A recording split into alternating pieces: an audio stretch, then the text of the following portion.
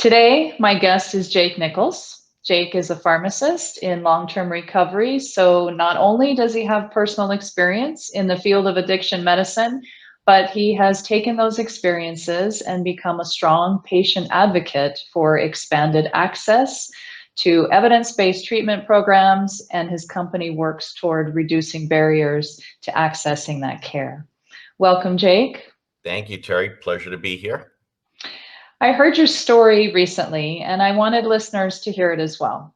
Sure. First, because it's another reminder that healthcare professionals are indeed at risk of substance abuse. And second, I think we need to hear these stories not only so that we can see examples of recovery, but also so that we can connect on a personal level. I think that each time we hear one of these stories, we remove some of the judgment that some may have toward those with a substance abuse problem. It's easy to judge. I would never do that, right? But here you are, an educated pharmacist colleague that also may have thought the same thing at one time about yourself. So let's get to your story. And then I also want to hear about how you've turned this battle into your life's work. So take us through your story. Yeah, well, thank you very much for the introduction. My story is actually relatively common, especially when we talk about healthcare providers that have struggled with substance use. From a family history standpoint, there's always an interesting background. And this, as Terri mentioned, this is kind of a taboo topic that's not easy to talk about, whether we're talking about substance use or behavioral health or issues of both. And that was no different in my family. We had a very long history of substance use issues, especially on my dad's side of the family, long history of behavioral health issues on both sides of the family. And there were topics that were never really discussed. And when questions were asked, it was quickly pushed off to another topic. So there were a lot of cultural things and just generational things that were present and that still are present for many people that don't facilitate conversation around this with families and especially with kids. For me, there isn't some sentinel event or period that I can point to or some, adverse childhood event that I can say that was the reason for my substance use. And too often in the media, we hear, there always seems to be this point in time where the person started going down this road, as they like to say, and it was either from a prescription or some sort of a trauma, or that's not always the case. And frequently it isn't the case. And for me, I never had prescribed opioids. I had never been prescribed controlled substances, but I certainly was a curious individual. And my substance use, like many in the early 90s, was very limited in terms of what was available, through my high school and teenager years. It was alcohol and marijuana or cannabis, and occasionally things like LSD or mushrooms would float through once a year, but we were certainly never exposed to the level of substances that children are exposed to these days. And obviously the marketing dynamics have changed, and from an illicit standpoint, and availability is a lot easier, and obviously technology and the internet have facilitated that. So, but patterns started to emerge very early in my life. I was introduced to marijuana when I was 13.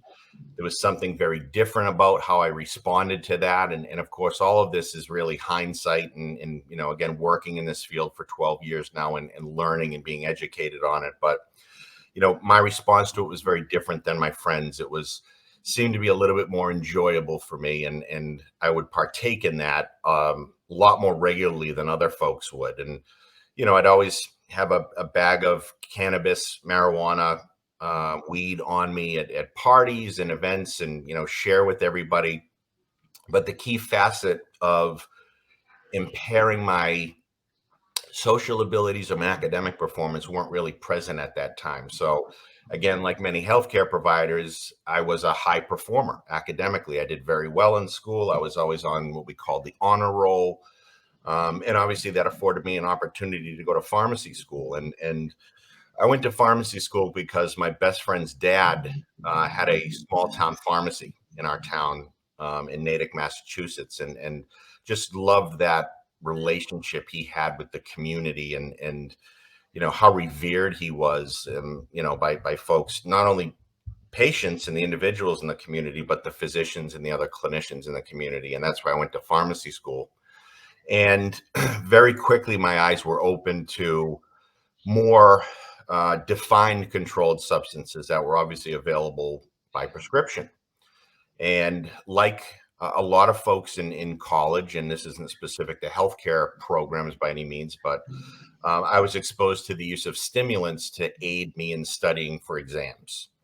And we had groups of friends that always had access to it, whether it was by prescriptions they had or blatantly diverting it from pharmacies they worked at. So there was never an issue of access for me. And it started with studying. It progressed very quickly to anytime I had to do a task or a project, to daily use in most cases. And again, hindsight being 2020, when I was around the age of 20, about my freshman year of pharmacy school, some very clear patterns started to emerge. And these would later follow me into my professional career, where they would cause a lot more problems. And what would happen is I would go on a long-term binge, basically, of these substances. And again, it started out with stimulant drugs like Ritalin and Adderall and amphetamine type drugs. Opioids were introduced into the mix quite quickly, within 6 months of trying those stimulants. And that really, for me, was my two drug of choice combination, was stimulants and opioids. And when I would go on this binge, you're taking medications or substances that really enhance your alertness, and you can't go to sleep, and you really, just agitated, for lack of a better term. And after a few days of doing that, your body just can't handle it anymore, no matter what age you are, and you basically just collapse. And I would stay in bed usually for up to almost 2 weeks at a time, and basically just allowing my body to repair itself. I mean, I had very difficult issues with sleep. Again, my body would have to kind of hit the pause button and allow the sleep to catch up. And again, that would take sometimes almost 2 weeks to get past that. And friends would notice, family would notice. But, when you're in the throes of addiction, and unfortunately many people have been subject to this, the excuses and the lies that you come up with to kind of cover your tracks become extremely convincing. And again, this was something that I learned much later on as I learned more about this disease. But, using substances literally becomes a survival mechanism. And as such, the brain will push back on anything that interferes with that. And that's what creates this ability to explain away your behaviors in a very convincing way. And it would happen 2 or 3 times a year. But when I was in school, I could always get away with it because, the consequences were missing an exam or missing a class, and I could always make those things up. So there was never any long-term or persistent issues in my performance. Although, again, a lot of people were noticing that this was going on, and some people clearly had an idea of what the issue is. And again, I say that not to point a finger at anybody in my immediate social circle as being, having responsibility that they didn't address. It was completely my issue to deal with. But I see that as a very common theme, especially in healthcare, where peers especially may notice that something is going on. There's some behaviors here that may not just seem normal for that individual, but we don't really dig into it for fear of conflict, fear of having to deal with legal issues and so forth. So again, somehow I managed to graduate pharmacy school with honors, went into my professional career, and things would change very rapidly from there. My substance use early on in my career was still sporadic, if we can call it that. It was, occasional. It was when I got together with my friends from school, maybe occasionally on the weekends. By this time, I was married, so I wasn't at a point where I was doing this a lot around my spouse, or my family, for that matter. But that would quickly change as I progressed to another job. where my responsibilities basically became unmanageable very quickly. And this is one of those really scary memories of addiction, and just shows you how deep seated it can be in the brain. But along this journey, anybody that's been through this will tell you there are very clear moments along the way. We call them moments of clarity, and you just remember these events as if they were happening right now. And this was one of them. And I can remember being in my office at work and really struggling with the anxiety around how am I going to get all this work done. And immediately it was almost like if it was waiting. My brain just said, drugs will serve you well. They did in the past, or that's how it was interpreted. Why wouldn't they work now? And at that time, again, my disease wasn't at the point where I was forced to divert, and I use that term lightly. But I had other options to obtain substances, and that was around the time that purchasing drugs off the internet got very easy. And was there was instructions, 2 clicks of a mouse, and you could find a dealer somewhere in another part of the world that would ship you controlled substances, whether it be opioids or stimulants.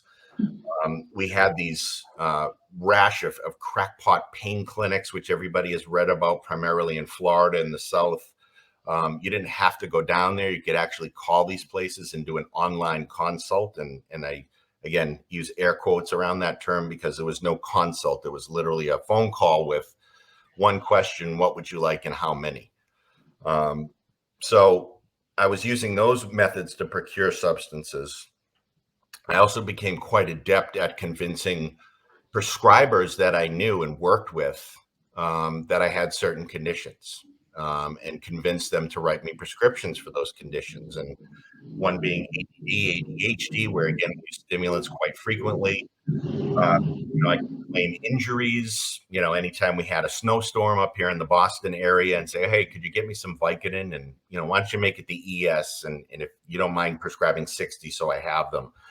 And it sounds ridiculous, but when these individuals are your colleagues and your friends, and you're a well-trusted, respected pharmacist, they don't tend to question that.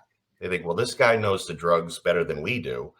Doesn't seem to be a risk here. He knows what he's talking about. And again, not a responsibility on them, but you become very convincing. Your brain is finding a way to basically manipulate your relationships to get what you need.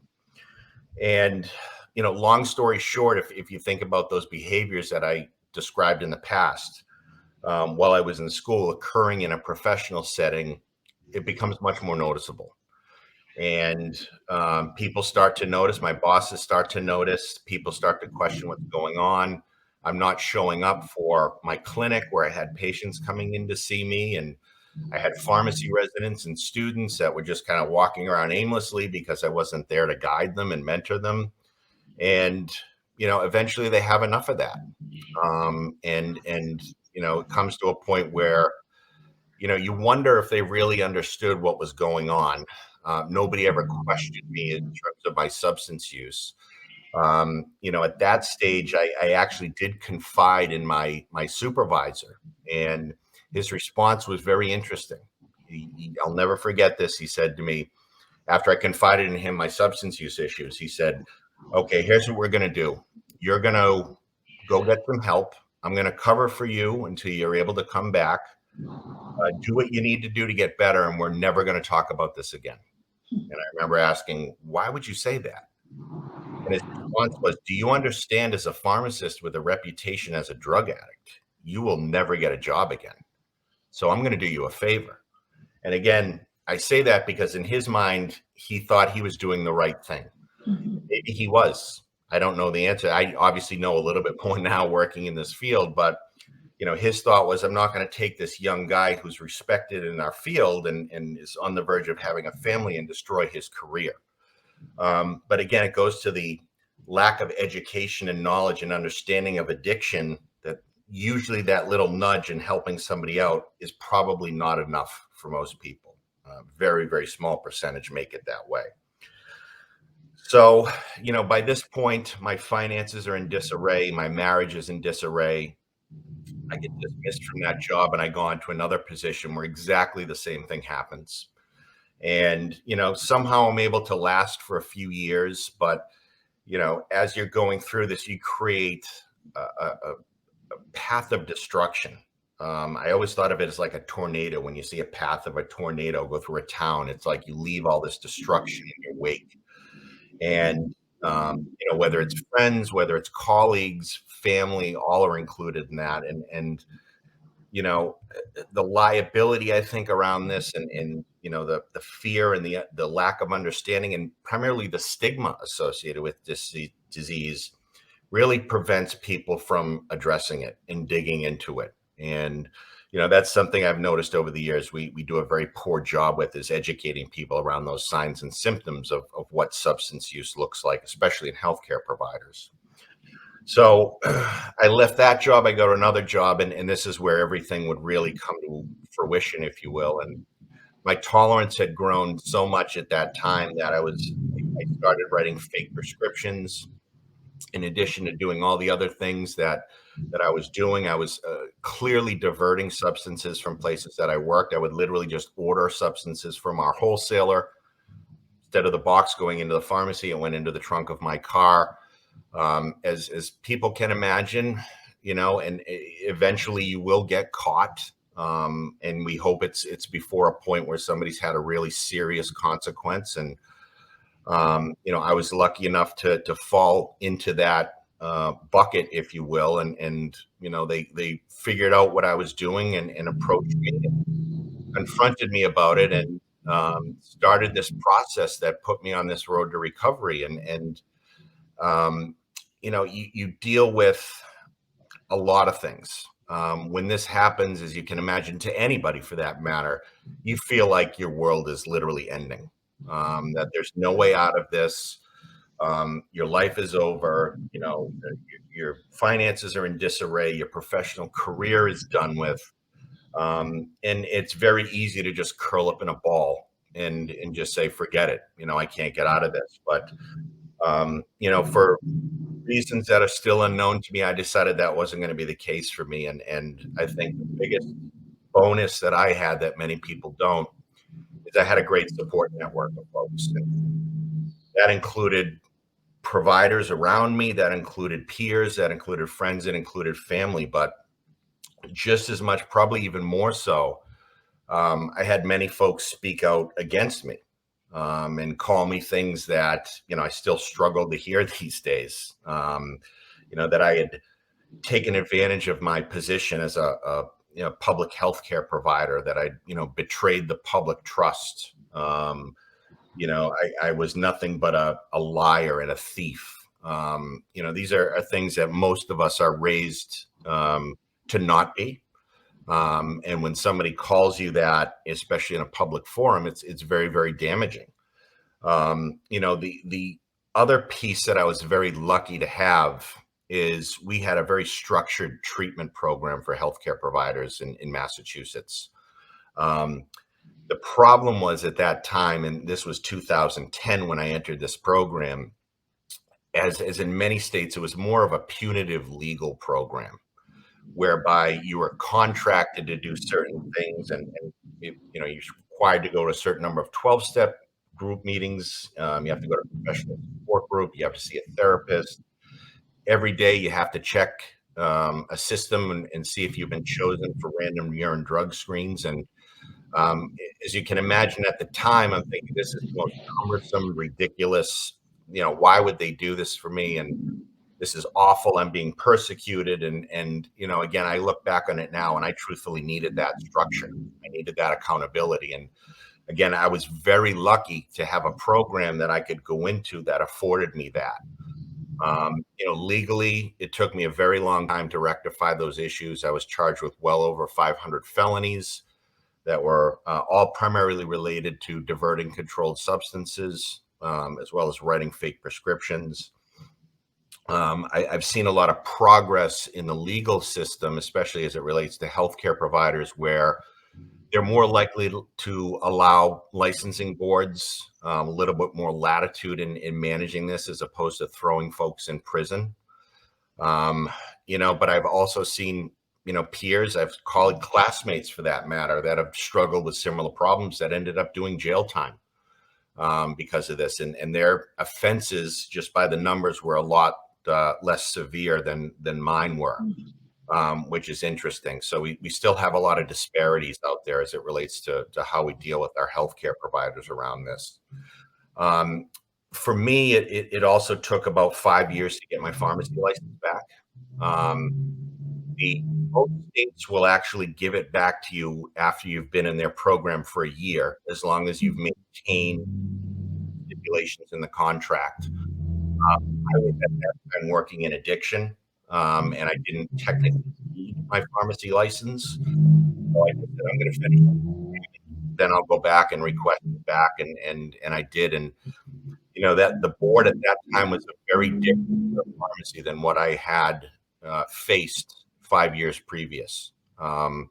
And I think a lot of it was just, this between 2010, 2015, the explosion in overdose deaths and the number of folks that they were seeing that were coming before them, struggling with similar issues, really helped to bring down some of the stigma and the stereotypes that go along with this. And I'm glad to say that many healthcare provider treatment programs have evolved from more of a punitive model to more of a therapeutic model.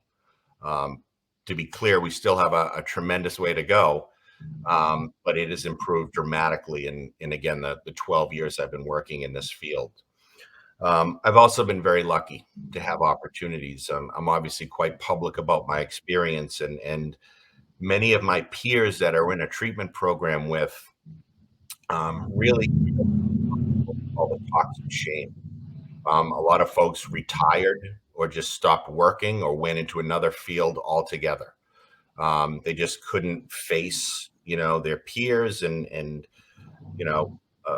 licensing boards and so forth, and they were just completely debilitated by this and embarrassed. And it's really tough to watch. And a lot of them just said, well, forget pharmacy, forget healthcare. I'm going to go do something else. And many of those folks aren't happy today. They're not doing what they love to do, but some of them have been blessed to find other things that they have. Again, the last part that I'll kind of address here is the stigma around this is truly what keeps us from moving forward and really getting a hold of this whole epidemic, whether it's on the whole, in the larger scale, or even in healthcare. But the reason that only about 12% of people that have this disease get treatment is likely because of stigma, especially when we talk about healthcare providers. If a state has a voluntary treatment program or an employer has an EAP, employee assistance program, and individuals decide to take advantage of that, and many times it still leads to consequences in terms of surrendering your license, losing your income stream. Most folks have families that they're supporting. It's not an easy thing to do, especially when you have a disease that's literally telling you you don't have a disease and you don't need help. So again, we've gotten a little bit better with that. And again, please be clear, I'm not saying it's safe to give somebody their license back while they're in the midst of treatment for a substance use disorder. But we do need to strike a balance between protecting patient safety, the public, but also taking care of our own in terms of healthcare providers. That we'll get there some. Yeah, no, everything you say makes sense. I have a question about when your first supervisor told you to go get treatment, did you reach out for any treatment, or did you just kind of tell him you were doing No, it? I told him I was. Okay. I was using the excuse that my depression and my anxiety was really overwhelming me, and that was I'd been diagnosed with those when I was 18, but I was saying, well, the substance use is more of a symptom of those. I'm just trying to kind of self-medicate, and again, you're talking yourself out of it, and the stigma and the thought of approaching an addiction treatment provider, I can remember, was paralytic. It just wasn't going to happen for me at that time. So I didn't make any effort at all, Terri, to be in seeking out treatment. Even working at an institution where at the time they were one of the premier addiction treatment programs in the country, Okay. I wouldn't approach those folks. Right. knew those individuals, but that's how strong the stigma is. Interesting. And your comment that your brain is telling you you don't have a Exactly. problem and you Right. do that. So that's interesting. I didn't realize that, some of that was going through Oh yeah, the absolutely. mind as well. So it's not just about hiding it from people. It's No, also that I don't I don't have. have a problem. No. Again, as a Interesting. pharmacist, I can always remember stepping back and going, okay, this is getting bad, but I can stop when I want to because I Okay. know these drugs better than anybody else. And I could remember that conversation. Go, well, I don't need treatment. I'm just going to stop. This is crazy. It's obviously affecting my life. It's affecting my marriage. I can't do this anymore. And I'd say I'd stop. And of course I would for 6 to 8 weeks, and then I'd be right back at it. Okay. And when you talk about how nobody confronted you about, well, I shouldn't say nobody, but most people didn't confront you, they're worried about that confrontation piece. How much of it do you think is that they may know something's wrong, but it doesn't, I mean, I encounter so many people that are just flat out ignorant Yeah. that a healthcare professional would engage in any of these activities. So how much of it do you think is just ignorance that they didn't even consider that's what was going on? I couldn't agree with you more. I think the large percentage of it is ignorance. Again, I look back to a couple of these jobs where I was having these cycles, and it was clear in some of them that no one had any clue. No, that didn't even cross anybody's mind that was Yeah. going on. It was just, well, this guy's got some issues. He doesn't want to work. He's obviously not serious about it. But I think you're right. I think primarily it just doesn't cross people's minds because, again, especially in healthcare, we weren't trained that way. We weren't Yeah. trained on this. I was trained on addiction as a subset of my psychiatry module, whereby addiction was something that could complicate depression. That was the pitch. And we discussed it for literally 20 minutes. And it's gotten a little better, but addiction is not still part of the core curriculum for most healthcare providers. Yeah. I think back about a pharmacist that I worked with, ugh, I don't know, 28 years ago. Yeah. And he was odd, really weird, Yeah.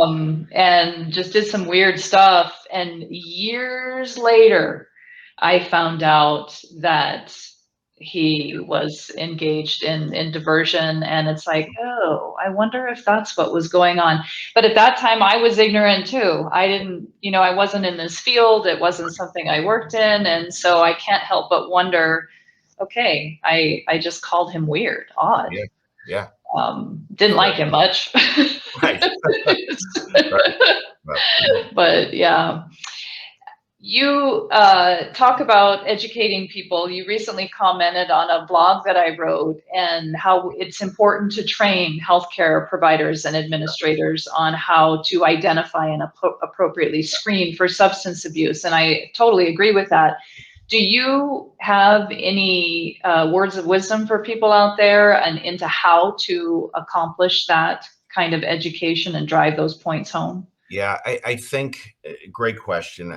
I think it needs to start with almost like in services, with again your staff and being able to identify what some of those signs and symptoms are. And when we talk about healthcare providers with substance use issues, there's actually a lot of solid published data around what this looks like as a disease. There's almost a lot of signs and symptoms that are very, very consistent. And I think we need to make people aware of that.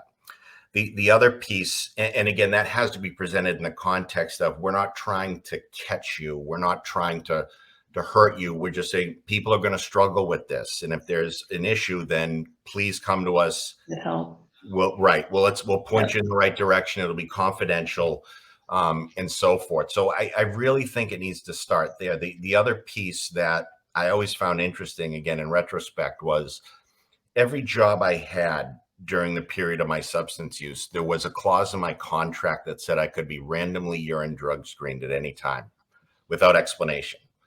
And in 15 years of substance use, that never happened once.